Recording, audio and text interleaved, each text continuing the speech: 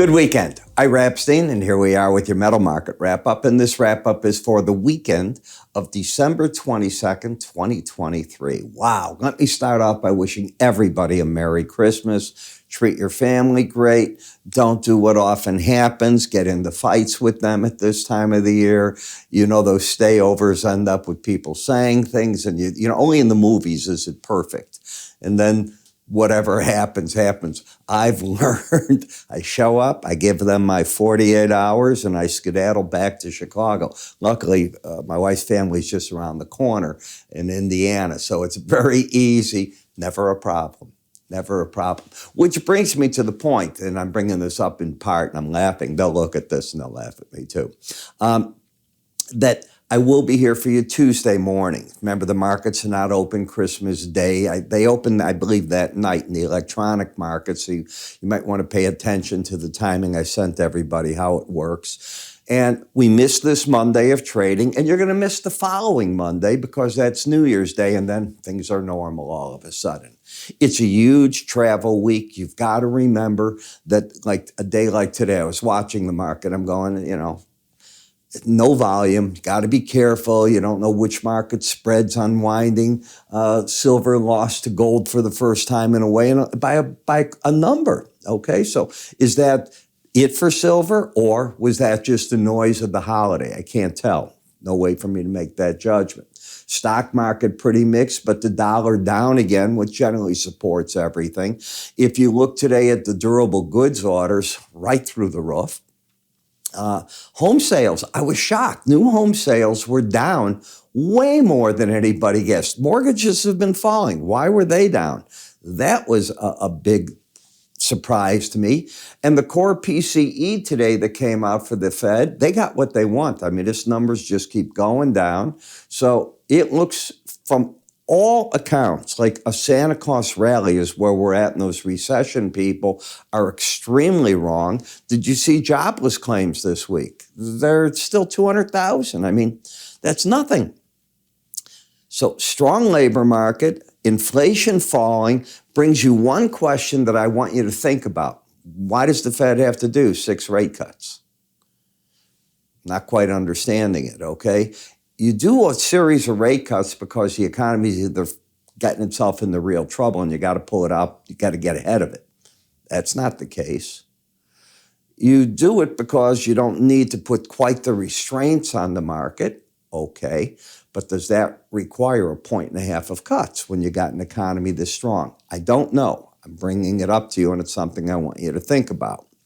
The other thing, I know a lot of you watch this, and it's really easy, especially a lot of overseas people. They want to watch this and come into YouTube and catch my subscriber videos. My subscriber videos can be watched here. That's number one. They come out at approximately 6 a.m. Central Time, and closer to Chicago time, again, Central, about 9:40 in the morning, 9:45, something like that. Could be closer to 10 at times for the SPDR ETF. I intentionally don't record the SPDR ETF until after 9 a.m. Central Time. I give the market there the first half hour of trade. Futures trade, as you know, 23 hours a day, basically Sunday through Friday at 4 o'clock. All right, most of them. There are some, like the soft commodities, that trade different than that. That's cocoa, coffee, sugar. But the other markets mostly trade that 23-hour frame.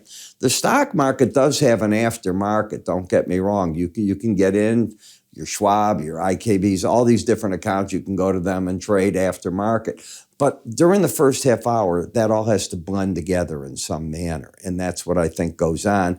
Plus, a lot of the U.S. economic data doesn't finish till 9 in the morning Central Time.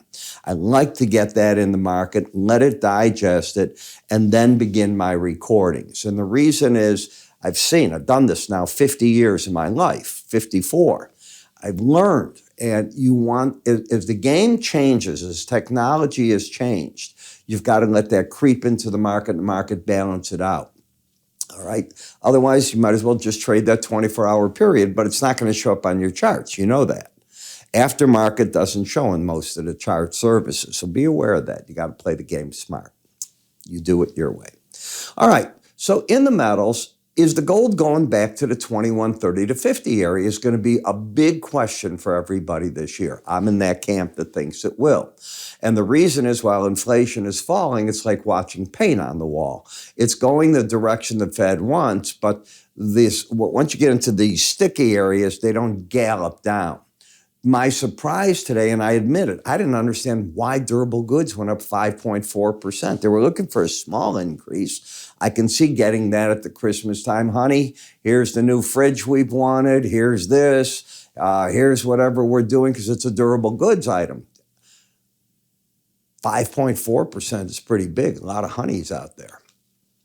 When we look at the gold market, I mean, any way you look at it, there's nothing bad with how this is. Remember, this is a monthly close-only chart, not weekly, monthly. So for the month, we're not quite through, but this is the best you've been, period.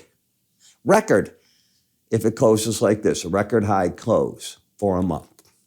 We then go to the closes on a weekly, not there. Knocking on the door, you got to come up a little bit to see which one that is. I should have put that number on for you, but we'll come back to it. It's easy enough to do. And the record high close was 2071. So, whoops, let me come back to that and do it the right way. There we are. All right, you're not far away, $14. Are you going to do it to end the year up on something really neat? That would be cool.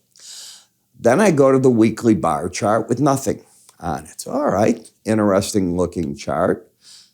Bingo. Higher lows, got those. Higher highs in an uptrend unless the market decides to slip back on a weekly basis under 1975. The market is staying over the 18-day average. That's the word bias. I'm doing tomorrow or this weekend, I'm doing the bias chapter of moving averages.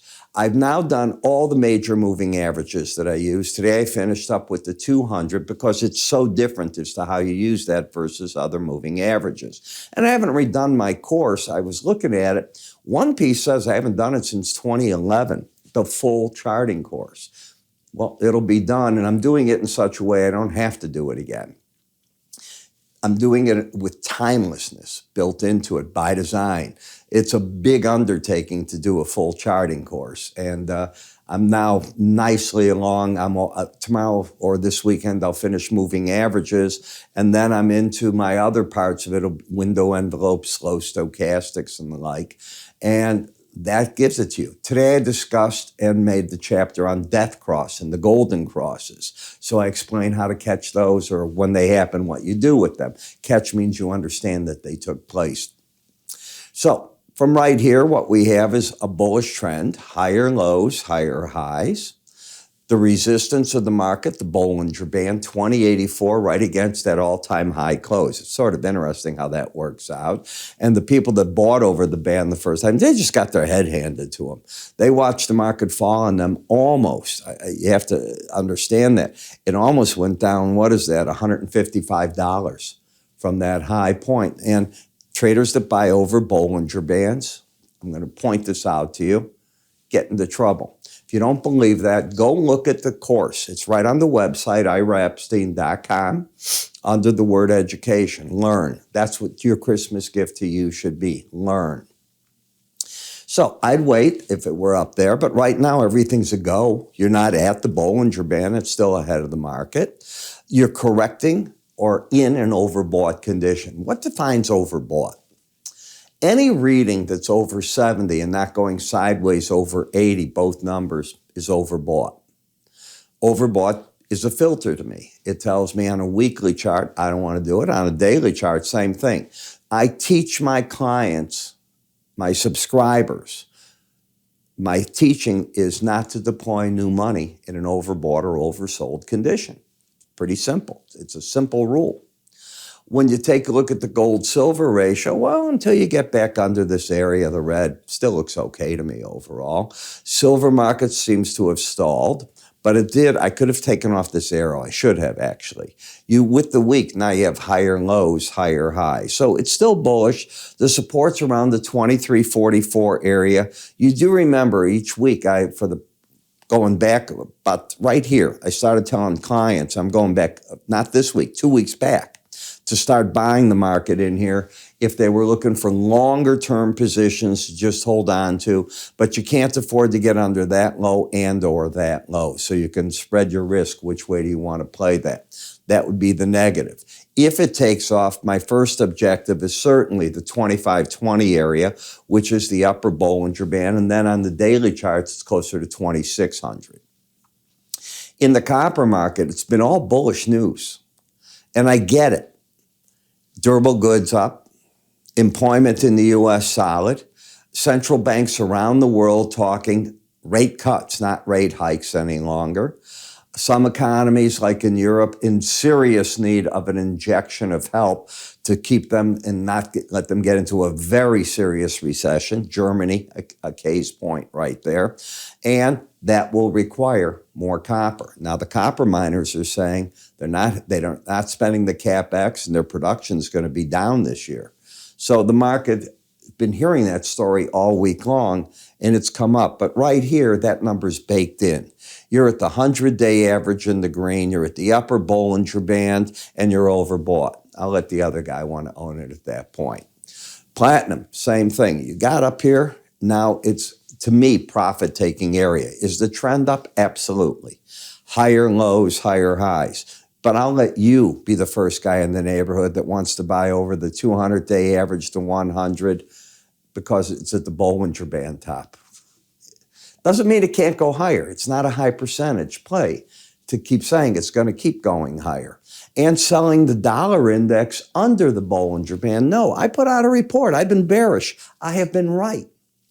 The market is down this week, 1.18%. It's oversold, and I think it's going lower. Now, one of the things that will give me a lot of courage in the market is when I get a crossover of the 18 underneath the 100. The difference in points right now isn't that much. It's about 90. So it's what I keep watching. It'll switch this week, not flip-flop completely, but it'll make a run where the 18 tries to get closer to the 100, just the way it's going to go because of all the math as to how those averages work out.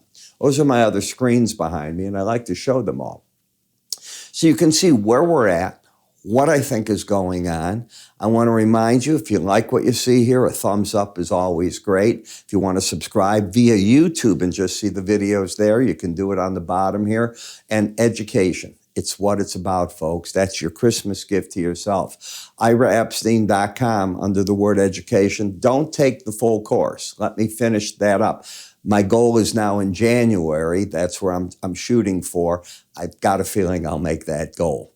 You have a great weekend, great Christmas. I'll see you all Tuesday.